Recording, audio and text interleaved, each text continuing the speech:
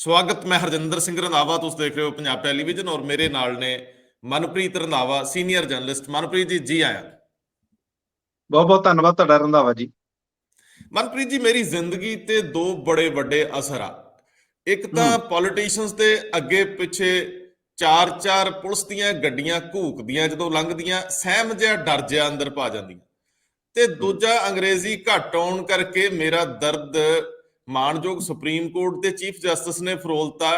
ਅਫਸਰ ਜਦੋਂ ਅੰਗਰੇਜ਼ੀ ਬੋਲਦੇ ਆ, ਦਿਲ ਬਹਿ ਜਾ ਜਾਂਦਾ, ਜਵਾਬ ਦੇਣਾ ਔਖਾ ਹੋ ਜਾਂਦਾ। ਸਾਡੇ ਪਿੰਡੂਆਂ ਤੇ ਇਹੀ ਭਾਰ ਸਾਰੀ ਉਮਰ ਪਏ ਰਹੇ ਕਿ ਪੋਲੀਟੀਸ਼ੀਅਨ ਡਾਢੇ ਬੜੇ ਹੁੰਦੇ ਆ ਤੇ ਅਫਸਰ ਜਿਹੜੇ ਆ ਉਹ ਤਗੜੇ ਬੜੇ ਹੁੰਦੇ ਆ। ਇਹ ਭਾਰ ਲਾਉਣੇ ਬੜੇ ਔਖੇ ਹੋਏ। ਮੈਂ ਤਾਂ ਪਿਛਲੀ ਜਿਹੜੀ ਸਰਕਾਰ ਦੇ ਵਿੱਚ ਇੱਕ ਜ਼ਿਕਰ ਕਰ ਲਵਾਂ, ਦੂਨ ਸਕੂਲ ਦੇ ਪੜ੍ਹਿਆਂ ਦੀ ਖਾਸ ਅੰਗਰੇਜ਼ੀ ਦਾ ਜ਼ਿਕਰ ਬੜਾ ਹੁੰਦਾ ਰਿਹਾ।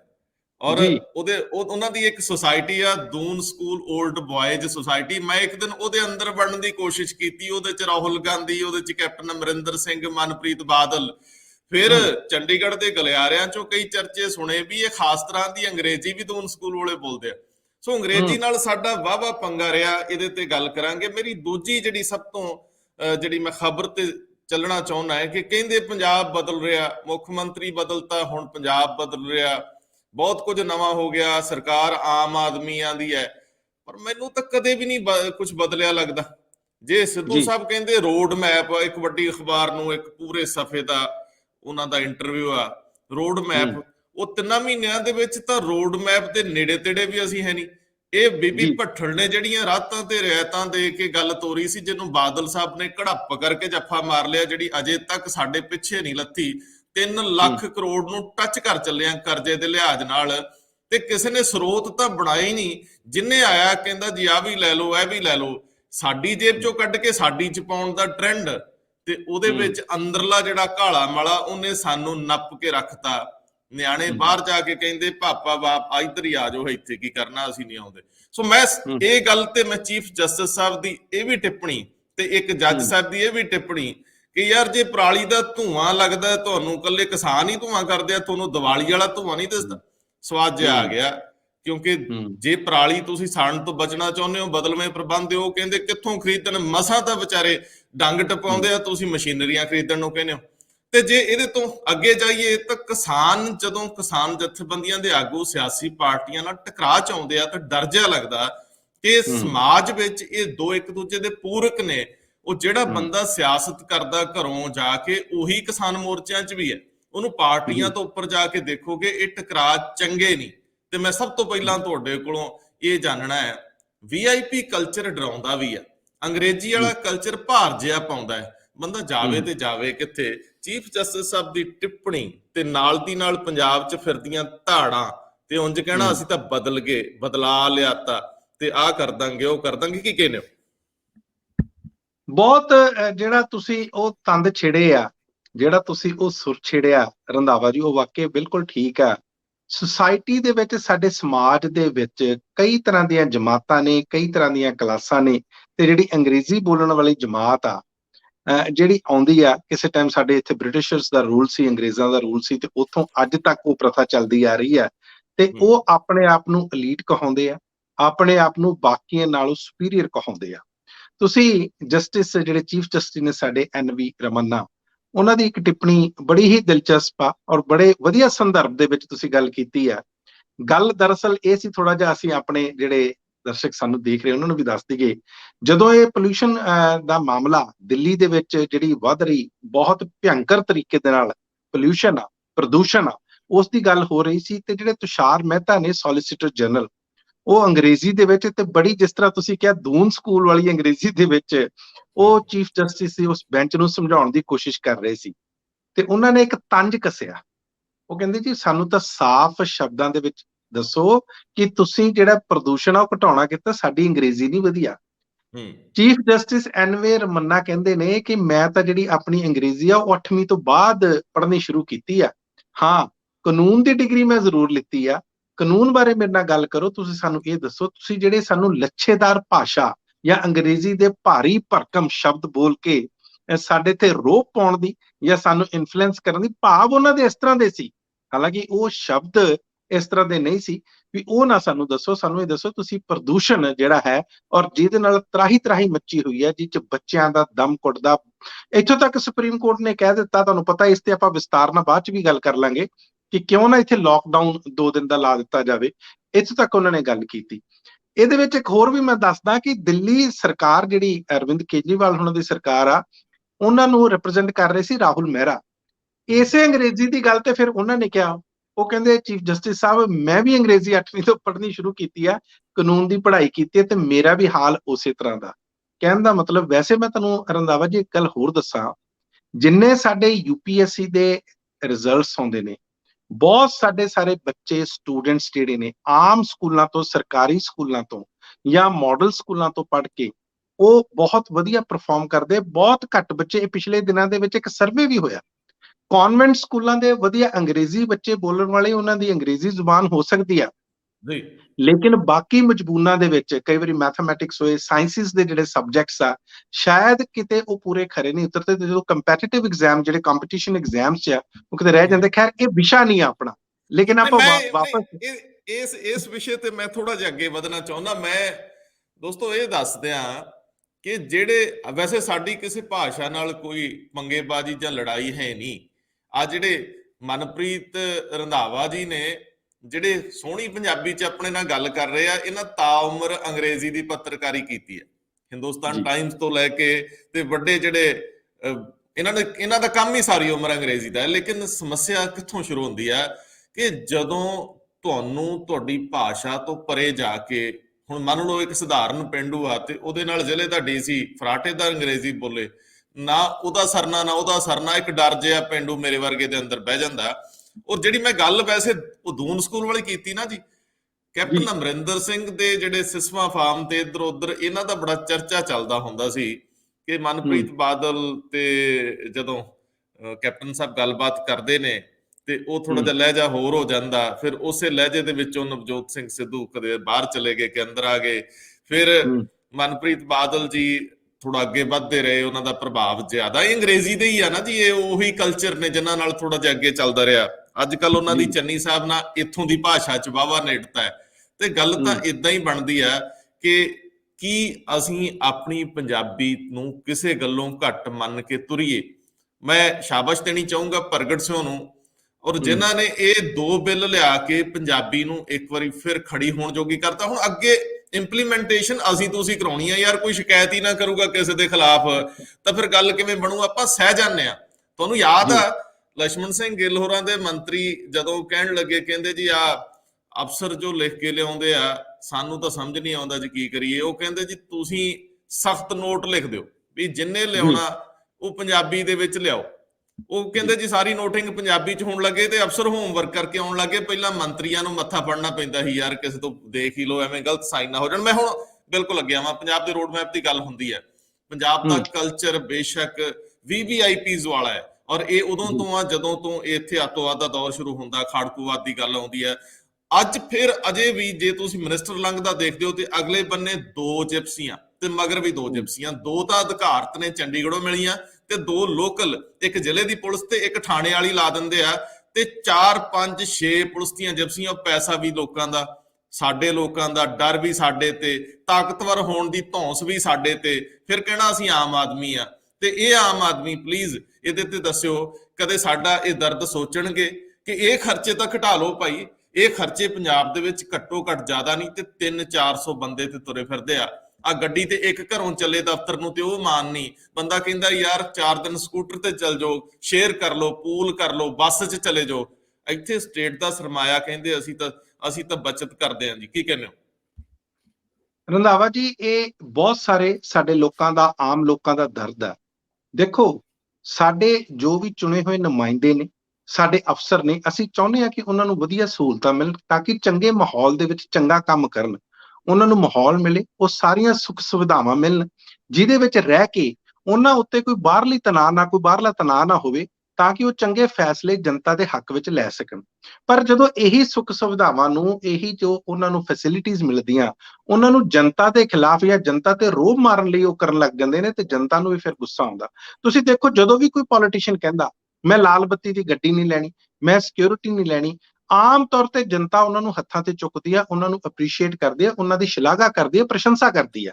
ਜੀ। ਲੇਕਿਨ ਬਾਅਦ ਦੇ ਵਿੱਚ ਪਤਾ ਲੱਗਦਾ ਕਿ ਇਹ ਤਾਂ ਉਹਨਾਂ ਦਾ ਦੋਗਲਾ ਰੂਪ ਹੈ। ਮੈਂ ਕਈ ਉਦਾਹਰਨਾਂ ਇਹਦੇ ਵਿੱਚ ਤੁਹਾਨੂੰ ਦੇ ਸਕਦਾ। ਅਰਵਿੰਦ ਕੇਜਰੀਵਾਲ ਵੀ ਹੁਣੀ ਕਹਿੰਦੇ ਸੀ ਮੈਂ ਲਾਲ ਬੱਤੀ ਦੀ ਗੱਡੀ ਨਹੀਂ ਲਊਂਗਾ। ਮਨਪ੍ਰੀਤ ਬਾਦਲ ਹੋਣਾ ਨੇ ਕਈ ਵਾਰੀ ਕਿਹਾ ਕਿ ਮੈਂ ਸਿਕਿਉਰਿਟੀ ਤੋਂ ਬਗੈਰ ਚੱਲਦਾ। ਬਾਅਦ ਦੇ ਵਿੱਚ ਖੈਰ ਉਹਨਾਂ ਦੇ ਵੀ ਖੁਲਾਸੇ ਹੋਏ ਕਿ ਉਹਨਾਂ ਦੇ ਕਈ ਫਲੈਟਾਂ ਤੇ ਕਈ ਤਰ੍ਹਾਂ ਦੀਆਂ ਸਿਕਿਉਰਿਟੀਆਂ ਲੱਗੀਆਂ। ਸੋ ਕਹਿਣ ਦਾ ਮਤਲਬ ਇਹ ਆ ਕਿ ਜਗ ਦਿਖਾਵਾ, ਲੋਕ ਦਿਖਾਵਾ ਇੱਕ ਆ, ਤੇ ਵਾਕਿਆ ਤੁਸੀਂ ਉਸ ਤਰ੍ਹਾਂ ਦੀ ਜ਼ਿੰਦਗੀ ਜੀਨੇ ਹੋ ਤੇ ਇਹ ਦੂਸਰੀ ਬਿਲਕੁਲ ਵੱਖਰੀ ਗੱਲ ਆ। ਜੇ ਇਸ ਤਰ੍ਹਾਂ ਇਹ ਵਿਚਰਨ ਲੱਗ ਜਾਣ, ਤੁਸੀਂ ਦੇਖੋ ਬਹੁਤ ਸਾਰੇ ਲੋਕ, ਪੰਜਾਬ ਦੇ ਆਮ ਲੋਕ ਵੀ, ਔਰ ਜਿਹੜੇ ਖਾਸ ਤੌਰ ਤੇ ਮੰਨਦੇ ਆ ਕਿ ਐਲੀਟ ਕਲਾਸ ਦੇ ਨਾਲ ਆ, ਉਹ ਪੁਲਿਸ ਤੋਂ ਝੂਠੀਆਂ ਸੱਚੀਆਂ ਚਿੱਠੀਆਂ ਲੈ ਕੇ ਆਪਣੀ ਸਿਕਿਉਰਿਟੀ ਨੂੰ ਖਤਰਾ ਦੱਸ ਕੇ, ਜਾਨ ਨੂੰ ਖਤਰਾ ਦੱਸ ਕੇ ਸਿਕਿਉਰਿਟੀਜ਼ ਲੈਂਦੇ ਆ। ਔਰ ਬਹੁਤ ਸਾਰੇ ਸਾਡੇ ਵਿਦੇਸ਼ੀ ਵੀਰ ਜਿਹੜੇ ਬਾਹਰਾਂ ਤੋਂ ਆਉਂਦੇ, ਇੱਥੇ ਆ ਕੇ ਪੁਲਿਸ ਅਫਸਰਾਂ ਦੇ ਨਾਲ ਉਹਨਾਂ ਦੀ ਦੋਸਤੀ ਹੁੰਦੀ ਹੈ, ਇੱਥੇ ਆ ਕੇ ਕਿਸੇ ਨਾ ਕਿਸੇ ਤਰ੍ਹਾਂ ਦੇ ਗਨਮੈਨ ਲੈਂਦੇ ਆ। ਇਹ ਕੀ ਕਾਰਨ? ਔਰ ਤੁਸੀਂ ਦੇਖੋ ਕਈ ਵਾਰੀ ਕਈ ਮੰਤਰੀ, ਚਾਹੇ ਉਹਨਾਂ ਨੂੰ ਵਿਭਾਗ ਦੇ ਵਿੱਚ ਕੋਈ ਕੰਮ ਹੋਵੇ ਨਾ ਹੋਵੇ, ਜਾਂ ਉਹਨਾਂ ਨੂੰ ਕੁਝ ਆਉਂਦਾ ਹੋਵੇ, ਲੇਕਿਨ ਉਹ ਚਾਹੁੰਦੇ ਕਿ ਚਲੋ ਅਸੀਂ ਆਪਣੇ ਇਲਾਕੇ ਦੇ ਵਿੱਚ ਲਾਲ ਬੱਤੀ ਵਾਲੀ ਗੱਡੀ ਲਿਜਾ ਕੇ ਲੋਕਾਂ ਤੇ ਪ੍ਰਭਾਵ ਪਾਈਏ। ਪ੍ਰਭਾਵ ਕਿਹਨਾਂ ਤੇ ਪਾਉਣਾ? ਜਿਨ੍ਹਾਂ ਤੋਂ ਆਪਾਂ ਵੋਟਾਂ ਲੈਣੀਆਂ। ਜੇ ਤੁਸੀਂ ਉਹਨਾਂ ਨੂੰ ਪ੍ਰਭਾਵ ਥੱਲੇ ਰੱਖਣਾ ਔਰ ਉਹਨਾਂ ਦੇ ਜਿਹੜੇ ਅਸਲੀ ਬਣਦੇ ਕੰਮ ਆ ਲੋਕ ਭਲਾਈ ਦੇ ਨਹੀਂ ਕਰਨੇ, ਤੇ ਇਸੇ ਗਲਤਫਹਿਮੀ ਦੇ ਵਿੱਚ ਰਹਿਣਾ ਕਿ ਸਾਡੀ ਬੱਲੇ ਬੱਲੇ ਹੋ ਗਈ। ਇਸੇ ਕਰਕੇ ਇਸ ਤਰ੍ਹਾਂ ਦੇ ਪੋਲੀਟੀਸ਼ੀਅਨ ਬਹੁਤ ਦੂਰ ਤੱਕ ਜਾਂਦੇ ਨਹੀਂ। ਔਰ ਤੁਹਾਡੀ ਗੱਲ ਬਿਲਕੁਲ ਠੀਕ ਹੈ, ਜਿੰਨੀ ਦੇਰ ਤੱਕ ਇਹ ਧਰਾਤਲ ਤੇ ਨਹੀਂ ਆਉਂਦੇ, ਧਰਤੀ ਤੇ ਨਹੀਂ ਆਉਂਦੇ, ਉਹਨਾਂ ਨੂੰ ਲੱਗੇਗਾ ਕਿ ਜੇ ਕੰਮ ਕਰਨ ਤੇ ਫਿਰ ਇਹ ਅੱਜ ਵੀ ਤੁਸੀਂ ਦੇਖੋ ਪਿਛਲੀ ਵਾਰੀ ਜਦੋਂ ਅਰਵਿੰਦ ਕੇਜਰੀਵਾਲ ਆਏ ਤੇ ਉਹਨਾਂ ਨੇ ਇੰਡਸਟਰੀਲਿਸਟ ਨਾਲ ਇੱਕ ਮੁਲਾਕਾਤ ਕੀਤੀ। ਇੱਕ ਇੰਡਸਟਰੀਲਿਸਟ, ਇੱਕ ਸਨਅਤਕਾਰ ਉੱਠ ਕੇ ਵਿੱਚੋਂ ਕਹਿੰਦੇ ਅਰਵਿੰਦ ਜੀ, ਜਦੋਂ ਮੈਂ ਦਿੱਲੀ ਜਾਣਾ ਤੁਹਾਨੂੰ ਮਿਲਣਾ ਬਹੁਤ ਮੁਸ਼ਕਲ ਆ।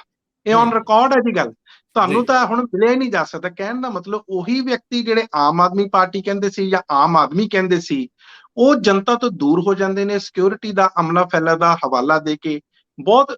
ਤੇ ਜਦੋਂ ਚੋਣਾਂ ਆਉਂਦੀਆਂ ਨੇ ਹਾਰ ਜਾਂਦੇ ਨੇ ਤੇ ਨਾ ਇਹਨਾਂ ਦੀ ਕੋਈ ਸਿਕਿਉਰਿਟੀ ਹੁੰਦੀ ਹੈ, ਕਿਸੇ ਤਰ੍ਹਾਂ ਦਾ ਇਹਨਾਂ ਨੂੰ ਕੋਈ ਖਤਰਾ ਨਹੀਂ ਹੁੰਦਾ। ਲੇਕਿਨ ਮੈਨੂੰ ਲੱਗਦਾ ਖਤਰਾ ਇਹਨਾਂ ਨੂੰ ਲੋਕਾਂ ਦੇ ਸਵਾਲਾਂ ਦਾ ਹੁੰਦਾ, ਕਿਤੇ ਨੇੜੇ ਆ ਕੇ ਸਵਾਲ ਨਾ ਪੁੱਛ ਲੈਣ। ਤੇ ਜਦੋਂ ਨੇੜੇ ਆ ਕੇ ਸਵਾਲ ਪੁੱਛਣ ਦੀ ਗੱਲ ਆਉਂਦੀ ਹੈ ਤੇ ਫਿਰ ਫਿਰੋਜ਼ਪੁਰ ਵਰਗੀਆਂ ਘਟਨਾਵਾਂ ਹੋ ਜਾਂਦੀਆਂ। ਫੇਰ ਕਹਿੰਦੇ ਜੀ ਸਾਡੇ ਤੇ ਹਮਲਾ ਹੁੰਦਾ। ਇਹ ਹਮਲਾ ਨਹੀਂ ਹੁੰਦਾ, ਲੋਕਾਂ ਦੇ ਸਵਾਲ ਜਵਾਬ ਦੇਣੇ ਆ, ਲੋਕਤੰਤਰ ਸੁਣਨੇ। ਜੇ ਲੋਕਤੰਤਰ ਨੂੰ ਤੁਸੀਂ ਮਜ਼ਬੂਤ ਕਰਨਾ, ਜਮਹੂਰੀਅਤ ਨੂੰ ਮਜ਼ਬੂਤ ਕਰਨਾ, ਲੋਕਾਂ ਦੇ ਜਵਾਬ ਦੇਣੇ ਸਿੱਖੋ, ਨਾ ਕਿ ਉਹ ਜਿਹੜਾ ਉਦਾਹਰਨ ਲਓ ਕਿ ਜਿੱਥੇ ਤੁਸੀਂ ਸਾਰੀ ਸੱਤਾ ਦੇ ਉਮਰ ਦੇ ਵਿੱਚ ਪ੍ਰੈਸ ਕਾਨਫਰੰਸ ਹੀ ਨਹੀਂ ਕਰਦੇ। ਜੀ ਰੰਧਾਵਾ ਜੀ, ਮੈਂ ਹੁਣ ਮੇਨ ਮੁੱਦੇ ਤੇ ਆਉਣਾ। ਜਦੋਂ ਨਵਜੋਤ ਸਿੰਘ ਸਿੱਧੂ ਇਹ ਕਹਿੰਦੇ ਵੀ ਦੇਖਿਆ 13 ਨੁਕਾਤੀ ਏਜੰਡੇ ਦਾ ਅਸਰ, ਜਦੋਂ ਉਹ ਇੱਕ ਵੱਡੀ ਅੰਗਰੇਜ਼ੀ ਅਖਬਾਰ ਦੇ ਦੋ ਬਹੁਤ ਸੀਨੀਅਰ ਪੱਤਰਕਾਰਾਂ ਨੂੰ ਵਿਸਥਾਰਤ ਇੰਟਰਵਿਊ ਦਿੰਦੇ ਆ, ਤਾਂ ਇੰਜ ਲੱਗਦਾ ਜਿਵੇਂ ਉਹ ਅਗਲੀ ਵਾਰ ਲਈ ਪੰਜਾਬ ਦੀ ਅਗਵਾਈ ਕਰਨ ਦਾ ਆਪਣਾ ਅਸਰ ਲੋਕਾਂ ਤੇ ਪਾਉਣਾ ਚਾਹੁੰਦੇ ਹੁਣ, ਜਿਹਦੇ ਬਾਰੇ ਅਜੇ ਅਧਿਕਾਰਤ ਕੋਈ ਅਨਾਉਂਸਮੈਂਟ ਨਹੀਂ, ਕਿਉਂਕਿ ਸੰਵਿਧਾਨਕ ਮੁਖੀ ਪੰਜਾਬ ਦੀ ਉਹ ਚਰਨਜੀਤ ਸਿੰਘ ਚੰਨੀ ਨੇ।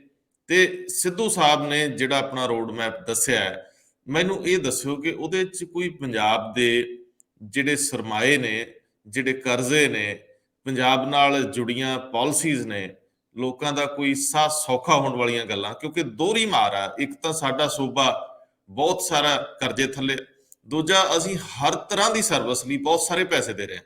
ਮਤਲਬ ਜਦੋਂ ਤੁਸੀਂ ਰੇਤਾ ਦੀ ਗੱਲ ਕਰਦੇ ਹੋ, ਤੁਸੀਂ ਕੇਬਲਾਂ ਦੀ ਗੱਲ ਕਰਦੇ ਹੋ, ਜਦੋਂ ਤੁਸੀਂ ਸ਼ਰਾਬ ਫੈਕਟਰੀਆਂ ਦੀ ਗੱਲ ਕਰਦੇ ਹੋ, ਲਿਕਰ ਪਾਲਿਸੀ ਦੀ ਗੱਲ ਕਰਦੇ ਹੋ, ਹਰ ਪੱਧਰ ਦੇ ਉੱਤੇ ਆਮ ਲੋਕਾਂ ਤੇ ਬੋਝ ਉਹ ਵੱਖਰਾ, ਤੇ ਕਰਜ਼ੇ ਦਾ ਬੋਝ ਵੱਖਰਾ, ਇਨਫਰਾਸਟ੍ਰਕਚਰ ਦੀ ਅਣਹੋਂਦ।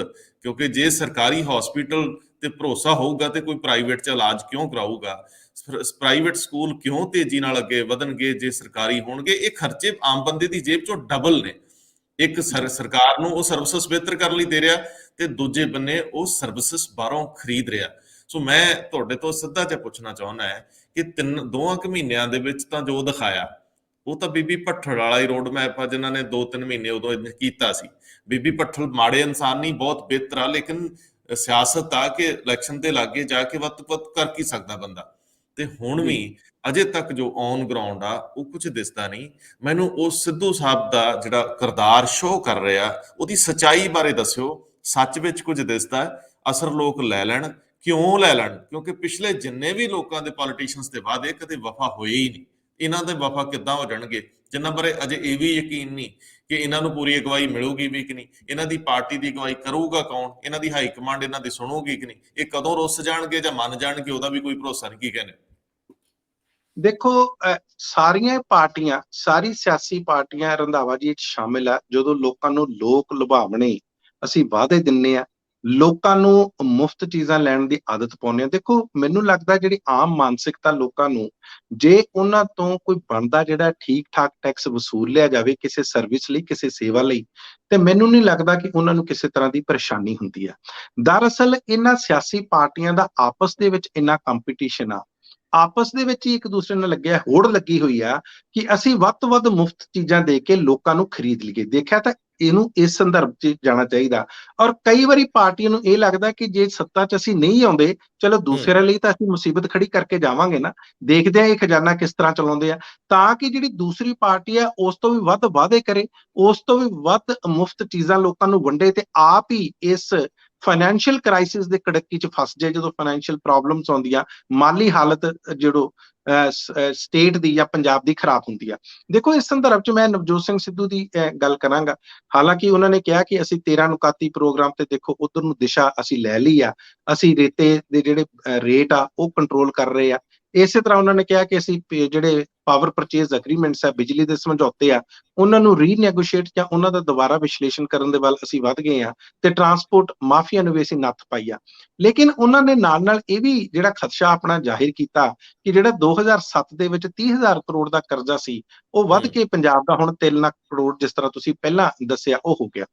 ਇੱਕ ਚੀਜ਼ ਆਪਾਂ ਨੂੰ ਥੋੜੀ ਜਿਹੀ ਯਾਦ ਜ਼ਰੂਰ ਕਰਨੀ ਚਾਹੀਦੀ ਹੈ ਰੰਧਾਵਾ ਜੀ, ਕਿ ਜਦੋਂ ਰੇਤੇ ਦੇ ਜਿਸ ਦਿਨ ਭਾਅ 5.5 ਰੁਪਏ ਪ੍ਰਤੀ ਸਕੁਅਰ ਫੁੱਟ ਦੇ ਹਿਸਾਬ ਦੇ ਨਾਲ ਕੀਤੇ ਗਏ ਸੀਗੇ, ਜਦੋਂ ਉਦੋਂ, ਤੇ ਉਸ ਤੋਂ ਬਾਅਦ ਜਿਹੜੀਆਂ ਦਰਾਂ ਘਟਾਈਆਂ ਗਈਆਂ ਸੀ ਬਿਜਲੀ ਦੀਆਂ ਜਾਂ ਸਾਰੀਆਂ, ਉਸ ਟਾਈਮ ਵੀ ਇੱਕ ਗੱਲ ਉਦੋਂ ਨਵਜੋਤ ਸਿੰਘ ਸਿੱਧੂ ਹੁਣਾਂ ਨੇ ਯਾਦ ਕਰਵਾਈ ਸੀ ਕਿ ਆਪਣਾ ਜਿਹੜਾ ਖਜ਼ਾਨਾ ਇਹਨੂੰ ਮੈਨੇਜ ਕਰਨਾ ਆਪਾਂ ਸਿੱਖ ਗਏ, ਇਸ ਵੱਲ ਧਿਆਨ ਜ਼ਰੂਰ ਦੇਈਏ।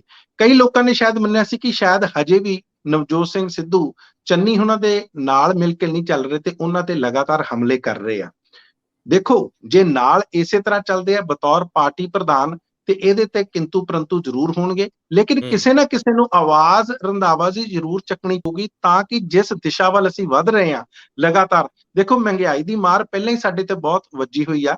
ਕੇਂਦਰ ਸਰਕਾਰ ਦੀਆਂ ਪਾਲਿਸੀਜ਼ ਨੂੰ ਲੈ ਕੇ ਜਿਹੜੇ ਸਾਡੇ ਫਿਊਲ ਪ੍ਰਾਈਸਿਸ ਹੈ, ਪੈਟਰੋਲ ਦੇ, ਡੀਜ਼ਲ ਦੇ, ਕੁਕਿੰਗ ਗੈਸ ਦੇ, ਸਰੋਂ ਦਾ ਤੇਲ ਜਿਹੜਾ 200 ਰੁਪਏ ਕਿਲੋ ਹੋਇਆ ਪਿਆ, ਆਮ ਲੋਕਾਂ ਦੀ ਪਹੁੰਚ ਤੋਂ ਬਾਹਰ ਹੋਇਆ ਪਿਆ, ਇਹਨਾਂ ਨੂੰ ਲੈ ਕੇ ਤਾਂ ਇੱਕ ਪਾਸੇ ਆ, ਜਦੋਂ ਸਟੇਟ ਦੀਆਂ ਗਵਰਨਮੈਂਟਸ ਜਾਂ ਸੂਬਾ ਸਰਕਾਰਾਂ ਵੀ ਉਸੇ ਹਾਲਾਤਾਂ ਦੇ ਨਾਲ ਤੁਰ ਪੈਂਦੀਆਂ ਨੇ, ਹਾਲਾਂਕਿ ਕੋਸ਼ਿਸ਼ ਹੁੰਦੀ ਆ ਕਿ ਰਾਹਤ ਪਹੁੰਚਾਉਣ ਦੀ, ਲੇਕਿਨ ਅੱਗੇ ਇਹ ਵੀ ਦੇਖਣਾ ਹੁੰਦਾ ਕਿ ਸਾਡਾ ਖਜ਼ਾਨਾ ਕਿੱਥੋਂ ਤੱਕ ਆ, ਕਿਉਂਕਿ ਇਕੱਲੇ ਤੁਸੀਂ ਜੇ ਤੇਲ ਦੀ ਐਕਸਾਈਜ਼ ਜਾਂ ਵੈਟ ਘਟਾ ਦੋਗੇ, ਉਹਦੇ ਨਾਲ ਰਾਹਤ ਤਾਂ ਜ਼ਰੂਰ ਮਿਲੂਗੀ, ਕਿਉਂਕਿ ਆਪਸ ਦੇ ਵਿੱਚ ਪਾਲਿਸੀਆਂ ਜੁੜਦੀਆਂ ਨੇ, ਕੇਂਦਰ ਸਰਕਾਰ ਨੇ ਤੇ ਸੂਬਾ ਸਰਕਾਰਾਂ ਨੇ ਮਿਲ ਕੇ ਚੱਲਣਾ ਹੁੰਦਾ। ਸਾਡੀ ਬਹੁਤ ਸਾਰੀ ਰਾਸ਼ੀ ਸਰਕਾਰਾਂ ਨੂੰ ਵੀ ਜਾਂਦੀ ਹੈ, ਕੇਂਦਰ ਸਰਕਾਰ ਨੂੰ ਵੀ ਜਾਂਦੀ ਹੈ।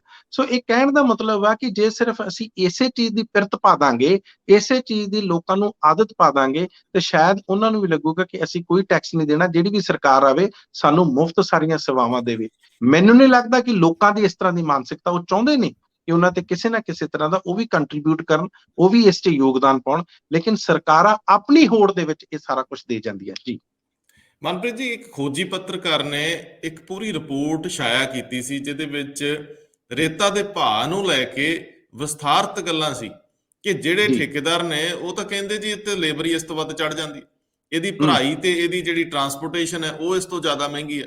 ਸੋ ਗਰਾਊਂਡ ਦੇ ਉੱਤੇ 5.5 ਵਾਲੀ ਗੱਲ ਐਵੇਂ ਮੰਗੇਰੀ ਲਾਲ ਦੇ ਸੁਪਨਿਆਂ ਵਰਗੀ, ਅਜੇ ਤੱਕ ਕੋਈ ਵੀ ਬਹਾਨਾ ਲਾ ਕੇ ਇਹ ਕਿਹਾ ਗਿਆ ਹੋਵੇ ਜੀ ਅਜੇ ਤਾਂ ਪੁਰਾਣੇ ਲੋਕਾਂ ਨੇ ਰੇਤਾ ਬਾਹਰ ਕੱਢੀ, ਖਰਚੇ ਪਏ ਜੀ, ਉਹੀ ਪੁਰਾਣੀ ਰੇਤਾ। ਜੇ ਇੰਪਲੀਮੈਂਟੇਸ਼ਨ ਹੈ ਨਹੀਂ, ਤੁਹਾਨੂੰ ਯਾਦ ਹੈ ਕਿ ਮੁੱਖ ਮੰਤਰੀ ਨੇ ਇਹ ਗੱਲ ਕਹੀ ਸੀ ਕਿ ਮੇਰਾ ਗਲਾ ਘਟਾ ਦਿਓ ਜੇ ਨਾ ਹੋਵੇ, ਇਹ ਹੋਊਗਾ ਸਾਰਾ ਕੁਝ। ਲੇਕਿਨ ਇਸ ਤੋਂ ਵੀ ਅਹਿਮ ਸਵਾਲ ਹੈਗਾ ਕਿ ਜਿਹੜੇ ਅਦਾਰੇ ਜਿਨ੍ਹਾਂ ਦੇ ਵਿੱਚ ਹੁਣ ਪਹਿਲਾਂ ਬਿਜਲੀ ਬੋਰਡ ਹੁੰਦਾ ਸੀ, ਅੱਜ ਕੱਲ੍ਹ ਬਿਜਲੀ ਨਿਗਮ ਹੋ ਗਿਆ, ਉਹਨਾਂ ਲੋਕਾਂ ਨੂੰ ਸਰਕਾਰ ਨੇ ਪੈਸੇ ਦੇਣੇ ਆ, ਸਰਕਾਰ ਦੇ ਖਜ਼ਾਨੇ ਦੇ ਵਿੱਚ ਪੈਸੇ ਕਿਵੇਂ ਜਾਣਗੇ, ਇਹਦੇ ਉੱਤੇ ਮੱਥਾ ਪੱਚੀ ਅਜੇ ਹੋਣੀ ਬਾਕੀ ਆ। ਕਿਉਂਕਿ ਜੇ ਇਹ 3 ਮਹੀਨਿਆਂ ਤੋਂ ਗਾਂਹ ਜਾ ਕੇ ਝਾਕੋਗੇ ਤਾਂ ਫਿਰ ਲੋਕਾਂ ਨੂੰ ਸਹੂਲਤਾਂ ਉਦੋਂ ਹੀ ਮਿਲਣੀਆਂ, ਜੇ ਤਾਂ ਜਿਹਨੂੰ ਕਹਿੰਦੇ ਹੁੰਦੇ ਓਵਰਡਰਾਫਟ ਹੋ ਜਾਣਾ। ਜੇ ਤਨਖਾਹਾਂ ਦੇਣ ਲਈ ਤੁਹਾਡੇ ਕੋਲ ਖਜ਼ਾਨੇ ਦੇ ਵਿੱਚ ਪੈਸੇ ਦਾ ਜੁਗਾੜ ਕਰਨਾ ਪਵੇ, ਸਹੂਲਤਾਂ ਤਾਂ ਰੋਕ ਹੀ ਲੈਂਦੇ, ਕਹਿੰਦੇ ਤਨਖਾਹਾਂ ਦੇ ਲਓ। ਇੱਕ ਖਬਰ ਜਿਹਦੇ ਤੇ ਮੈਂ ਜਾਣਾ ਚਾਹੂੰਗਾ, ਹਾਲਾਂਕਿ ਇਹਦੇ ਤੇ ਇੱਕ ਲੰਬੀ ਬਹਿਸ ਆ, ਹੋ ਸਕਦੀ ਹੈ ਤੇ ਗੱਲ ਹੋ ਸਕਦੀ, ਲੇਕਿਨ ਜਿਹੜੀ ਗੱਲ ਡੱਲੇਵਾਲ ਕਹਿ ਰਹੇ ਆ, ਜਗਜੀਤ ਸਿੰਘ ਡੱਲੇਵਾਲ, ਉਸ ਦਾ ਹਮਲਾ ਜਿਹੜੇ ਪੋਲੀਟੀਕਲ ਲੋਕ ਉਹਨਾਂ ਤੇ ਬੋਲ ਰਹੇ ਆ, ਉਹ ਕੈਪਟਨ ਅਮਰਿੰਦਰ ਸਿੰਘ ਤੇ ਬਾਦਲਾਂ ਨੂੰ ਸਿੱਧਾ ਲੈਂਦੇ ਆ ਤੇ ਬਾਕੀਆਂ ਨੂੰ ਵੀ ਕਹਿੰਦੇ ਆ ਕਿ ਇਹ ਸਾਰੇ ਕਿਸਾਨ ਅੰਦੋਲਨ ਦੇ ਖਿਲਾਫ ਹੈਗੇ ਆ। ਇਹ ਟਕਰਾਅ ਜਿਹੜੇ ਆ ਇਹ ਕਿੱਥੋਂ ਤੱਕ ਅੱਗੇ ਵਧਣਗੇ, ਕਿਉਂਕਿ ਇਲੈਕਸ਼ਨ ਦੇ ਵਿੱਚ ਪੋਲੀਟੀਕਲ ਲੋਕਾਂ ਨੇ ਰੈਲੀਆਂ ਵੀ ਕਰਨੀਆਂ, ਮਾਰਚ ਵੀ ਕੱਢਣੇ ਆ। ਜੇ ਟਕਰਾਅ ਫਿਰੋਜ਼ਪੁਰ ਵਰਗੇ ਵੱਖ-ਵੱਖ ਥਾਵਾਂ ਤੇ ਵੱਧਦੇ ਆ ਤਾਂ ਇਹਨਾਂ ਦੀ ਕਿਤੇ ਕੋਈ ਸਹਿਮਤੀ ਬਣਾਉਣੀ, ਇਹਨਾਂ ਨੂੰ ਰੋਕਣਾ ਜਾਂ ਇਹ ਚੀਜ਼ਾਂ ਕਿਵੇਂ ਐਡਰੈਸ ਹੋਣਗੀਆਂ? ਦੇਖੋ ਰੰਧਾਵਾ ਜੀ, ਜਿਹੜਾ ਇਹ ਜਗਜੀਤ ਸਿੰਘ ਡੱਲੇਵਾਲ ਹੋਣਾ ਨੇ ਆਪਣੇ ਖਦਸ਼ੇ ਜ਼ਾਹਿਰ ਕੀਤੇ ਆ, ਜਾਂ ਜਿਸ ਤਰ੍ਹਾਂ ਦੇ ਉਹਨਾਂ ਦੀ ਐਪਰੀਹੈਂਸ਼ਨਸ ਆ, ਜਿਨ੍ਹਾਂ ਨੂੰ ਖਤਰੇ ਉਹਨਾਂ ਨੂੰ ਲੱਗਦੇ ਆ ਕਿ ਜਿਹੜੀ ਪੋਲੀਟੀਕਲ ਪਾਰਟੀਆਂ ਦੇ ਨਾਲ ਸਾਡੇ ਟਕਰਾਅ ਵਧਣੇ ਆ ਔਰ ਕੋਈ ਵੀ ਸਾਡੀ ਸਹਿਮਤੀ ਦੇ ਵਿੱਚ ਸਾਡੀ ਮਦਦ ਨਹੀਂ ਕਰ ਰਿਹਾ। ਉਹਨਾਂ ਦਾ ਪ੍ਰੋਗਰਾਮ ਆਪਾਂ ਨੂੰ ਸਾਰਿਆਂ ਨੂੰ ਪਤਾ ਕਿ ਜਿਹੜਾ ਵਿੰਟਰ ਸੈਸ਼ਨ ਸ਼ੁਰੂ ਹੋਣਾ, ਇਹੀ ਸਰਦ ਰੁੱਤ ਵਾਲਾ ਸੈਸ਼ਨ ਆ ਪਾਰਲੀਮੈਂਟ ਦਾ। ਪਿਛਲੀ ਵਾਰੀ ਵੀ ਯਾਦ ਕਰੋ ਜਦੋਂ ਮੌਨਸੂਨ ਸੈਸ਼ਨ ਸੀ, ਉਸ ਟਾਈਮ ਸਾਡਾ ਲੋਕਤੰਤਰ ਆ, ਉਸ ਟਾਈਮ 200 ਕਿਸਾਨਾਂ ਨੂੰ ਬੱਸ ਦੇ ਵਿੱਚ ਭਰ ਕੇ ਉਹਨਾਂ ਦੇ ਸ਼ਨਾਖਤੀ ਕਾਰਡਾਂ ਦੇ ਨਾਲ ਲੈ ਕੇ ਜਾਇਆ ਜਾਂਦਾ ਸੀ ਤੇ ਉਸ ਤੋਂ ਬਾਅਦ ਉੱਥੇ ਲਿਜਾ ਕੇ ਛੱਡ ਕੇ ਤੇ ਫਿਰ ਵਾਪਸ ਸ਼ਾਮ ਨੂੰ ਸਾਰੀ ਪੁਲਿਸ ਭਾਰੀ ਤੈਨਾਤ ਹੁੰਦੀ ਸੀ, ਉਹਨਾਂ ਦੀ ਨਿਗਰਾਨੀ ਵਿੱਚ ਲਿਜਾ ਕੇ ਉਹ ਜਾ ਕੇ ਜੰਤਰ ਮੰਤਰ ਦੇ ਵਿੱਚ ਸੰਸਦ ਲਾਉਂਦੇ ਸੀ ਤੇ ਫਿਰ 200 ਵਿਅਕਤੀਆਂ ਨੂੰ ਵੀ ਜਾਣ ਨਹੀਂ ਸੀ ਇਜਾਜ਼ਤ ਦਿੱਤੀ ਜਾਂਦੀ, ਬੜੀ ਮੁਸ਼ਕਿਲ ਨਾਲ ਉਹ ਇਜਾਜ਼ਤ ਮਿਲੀ ਸੀ।